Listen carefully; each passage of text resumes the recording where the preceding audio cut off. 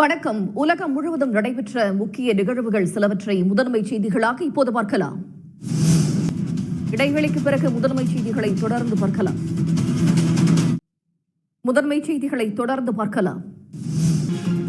இடைவேளைக்கு பிறகு விரைவு செய்திகளை தொடர்ந்து பார்க்கலாம். தொடர்ந்து முதன்மை செய்திகளை பார்க்கலாம். அண்மை செய்திகளுக்கு தொடர்ந்து இணைந்திருங்கள் சன் நியூஸ் தொலைக்காட்சியுடன். வணக்கம். சன் நியூஸின் 3 மணி செய்திகளை வழங்குவதற்காக நான் ஷமீனா தினேஷ்குமார். செய்திகளை விரிவாக பார்ப்பதற்கு முன்பாக முதலில் தலைப்புச் செய்திகள். தமிழ்நாடு அரசின் நான் முதல்வன் திட்டத்தின் மூலமாக 41 லட்சம் மாணவர்கள் பயனடைந்திருப்பதாக தெரிவித்துள்ள முதலமைச்சர் மு க ஸ்டாலின் மாணவர்கள் கல்வியை இறுக பற்றிக் கொள்ள வேண்டும் என்று அறிவுறுத்தியுள்ளார். சென்னையில் ஆபரண தங்கத்தின் விலை சவரனுக்கு 840 ரூபாய் உயர்ந்திருப்பதை அடுத்து